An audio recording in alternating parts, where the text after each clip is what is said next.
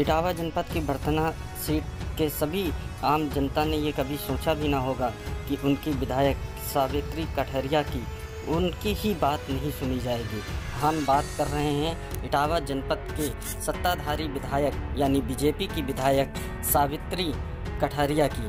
ये सावित्री कठरिया कहने को तो ये विधायक हैं, लेकिन इनकी फ़ोन को रिसीव करना यहाँ के स्वास्थ्य डिपार्टमेंट नागवारा गुजरता है।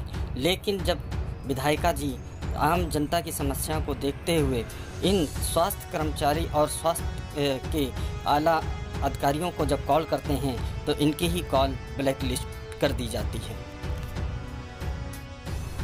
और अधिक जानकारी के लिए हम चलते हैं इटावा अपने संवाददाता आदिल अजहर के पास। ऑडियो जो थी वो वायरल हो गई। उस पर विधायिका जी का कहना है कि वो अपने क्षेत्र में जनता की अगर नहीं सुनेंगी तो वो जनप्रतिनिधि किस काम की। ठीक है, बिल्कुल सही कह रही हैं। विधायिका जी का साफ कहना है कि यदि जनप्रतिनिधि की ही बात अधिकारी नहीं सुनेगा तो आम जनता की बात कैसे सुनेंगे।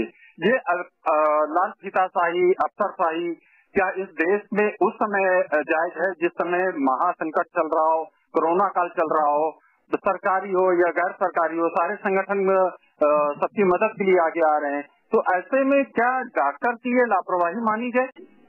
बिल्कुल, डॉक्टर की ये लापरवाही है। इतनी बड़ी बीमारी जो कि देश में एक महामारी का रूप लिए हुई है और उसके बाद भी डॉक्टर अगर एक जनप्रतिनिधि, एक विधायक के कॉल को ब्लैक लिस्ट में डाले हुए हैं और अपनी जो डॉक्टर के एक होता है पेशेंट के लिए कि 24 घंटे तत्पर रहना चाहिए उनको अपने कर्तव्य के लिए, तो वो जब विधायक का ही कॉल नहीं रिसीव कर रहे हैं तो आम जनता से वो किस तरीके से व्यवहार करते होंगे या जनता उनसे, पेशेंट उनसे क्या उम्मीद रख सकता है। ये तो बहुत ही गलत एक उनका रवैया था जो कि उस सुनने में आया है कि उससे 5,000 रुपए भी मांगे गए थे एक रिपोर्ट के लिए।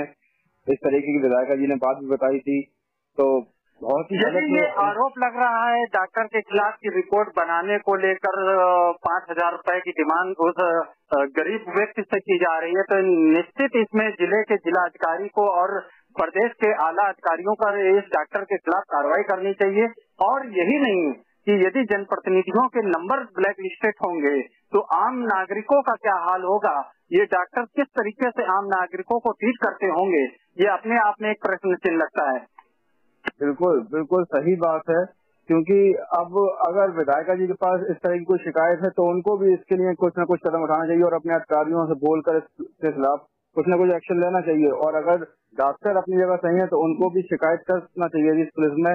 लेकिन अभी डॉक्टर ने ऐसा कुछ भी नहीं किया है, सिर्फ अपने उच्च अधिकारियों को ही बताया है। इसका सीधा सीधा यही मतलब होता है कि कहीं न कहीं डॉक्टर का व्यवहार अपने पेशेंट के साथ अच्छा नहीं रहा है। आदिल जी, जिस तरीके से डॉक्टर ने ये पूरा मामला हुआ और अभी तक किसी भी तरीके की कोई थाने में या किसी पुलिस प्रशासनिक डिपार्टमेंट में शिकायत नहीं दर्ज कराई गई, इससे ये साबित हो जाता है कि डॉक्टर की ही कमी थी। डॉक्टर ने वास्तविकता में विधायिका जी का मोबाइल नंबर ब्लैक लिस्टेड कर रखा था, यही कारण रहा होगा कि लेकिन यदि हम विजुअल में साफ साफ सुन सकते हैं कि विधायिका जी बोल रही हैं कि हम कई कार्यक्रम में हिस्सा ले रहे थे, लगातार उसको फोन मिला रहे थे, लेकिन फिर भी वो फोन नहीं लग रहा था। जैसे ही वो दूसरे नंबर से उन्होंने डॉक्टर को कॉल किया तो निश्चित जो है वो नंबर तुरंत तत्काल उठ गया। तो ये साफ जाहिर है कि डॉक्टर वाकई वास्तविकता में विधायिका जी के साथ व्यवहार ठीक नहीं कर रहा था। जी हाँ, बिल्कुल, क्योंकि फर्स्ट टाइम में ही नंबर दूसरे नंबर से जब डायल किया गया तो लगा उस पीड़ित ने अपने ही नंबर से विधायिका जी से बात कराई थी जाकर, तो वो फर्स्ट टाइम में लगा और उनकी बात भी हुई है, जबकि उन्होंने अपने नंबर से 7-8 बार कॉल किया लेकिन वो नंबर एक बैल के बाद कट जा रहा था। तो सीधे से हो रहा है कि वो ब्लैक लिस्ट में नंबर था। जब उधर से लौट के हमारे दाईपुरा तो बार बार उसका एक लालू उनका बार बार फोन आ रहा था, उनकी मारपीट हुई तो उसकी बेचारी बहुत चोट लगी हुई थी।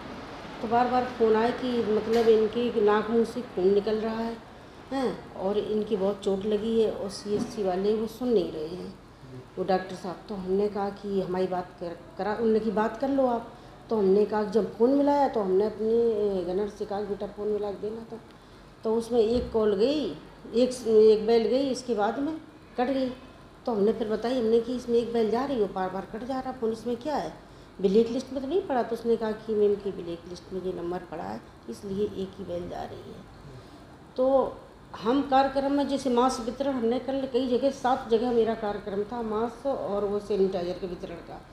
तो जब हम दाईपुरा में आए, जैसे ही उन्होंने कहा तो हमने कहा कि हमारी बेटा बात नहीं हो पा रही है, हाँ डॉक्टर साहब से ऐसा करो कि तुम हमारी घर बात करा दो तो हम बात कर लें, क्योंकि मेरा नंबर तो ब्लैक लिस्ट में डाल रखा है। तो उन्होंने कहा कि ठीक है। तो उन्होंने कहा कि हम अपने मोबाइल से, और हमें यहाँ है नहीं तो कि मोबाइल से मिला के और बात कराई दे रहे, हमने करा दीजिए। तो उन्होंने जब बात कराया तो जैसे हमने कहा कि तो डॉक्टर बोला कौन, तो हमने बताया कि ऐसे ऐसे मैं विधायक बोल रही हूँ। जब ये कहा तो कहा कि हमने पहचाना नहीं है। फिर कहा कि जब हमने बताया तब कि हाँ पहचाना। तो मेरा ये जैसे हम जनता की चुनी हुई प्रतिनिधि हैं और मेरा नंबर अगर ब्लैक लिस्ट में पड़ जाएगा तो फिर बात हम किससे करेंगे, क्योंकि जनता की शिकायत आएगी और जनता शिकायत हमसे करेगी। और डॉक्टर अगर ब्लैक लिस्ट में नंबर जब विधायक का डाल देंगे तो फिर हम किससे बात करेंगे, किससे कहेंगे। जब फिर हमने कहा हम अपनी भाषा, हम तो भाई देहात की भाषा बोलते हैं, तो तभी इसी तरह से हमने कहा कि ऐसे ब्लैक लिस्ट में नहीं डालना चाहिए, तूने मेरे ऐसे कैसे डाल दिया ब्लैक लिस्ट में। और हम अगर बात करते हैं तो अपने जो बेचारा पीड़ित आएगा तो उसकी हम बात करेंगे।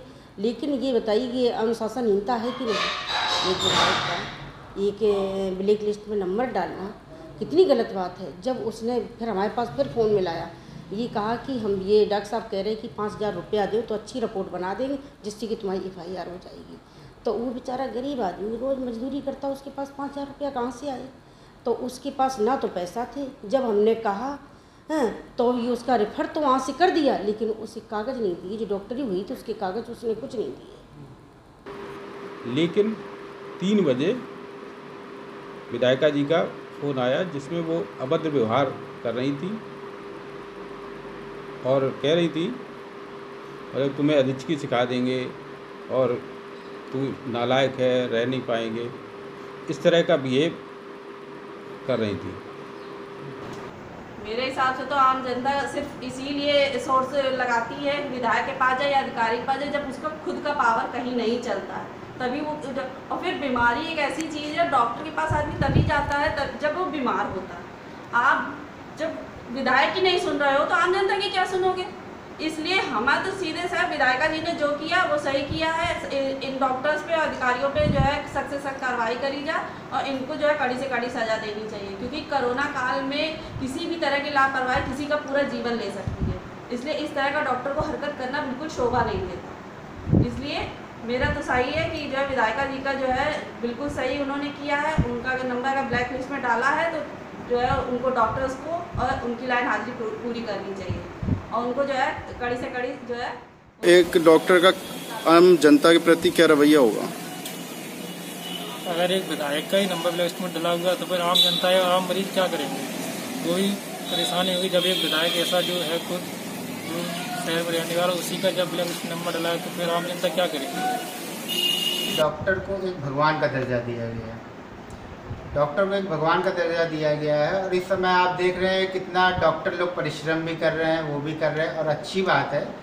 मगर अब एक डॉक्टर जो है वो जब विधायक का नंबर ब्लैक लिस्ट में लगा देगा तो हम आम जनता का क्या होगा, आप बताइए। ये तो बहुत गैर जिम्मेदाराना हरकत है डॉक्टर की और ऐसा नहीं करना चाहिए, क्योंकि अगर वो एक विधायक का नंबर अगर ब्लैक लिस्ट में लगा सकते हैं तो फिर हम आम जनता का क्या होगा। हम आम जनता अगर परेशान हो जाएंगे। और आप देख ही रहे हैं कि कोरोना काल की स्थिति है। अब इस कोरोना काल की स्थिति में जब एक विधायक ने एक डॉक्टर की मदद मांगी तो उसने जो है उसका फ़ोन नंबर ब्लैक लिस्ट में डाल दिया। अब जब बताइए इतने पद पर, इतने बड़े बड़े पद पर नियुक्त लोगों का नंबर ब्लैक लिस्ट में डाला जा रहा है तो हम आम जनता का क्या होगा। ये तो एक बहुत बड़ी समस्या उत्पन्न हो रही है कि अगर डॉक्टर इस तरह से अगर गैर जिम्मेदाराना हरकत करेंगे तो आम जनता तो बेचारी मर जाएगी।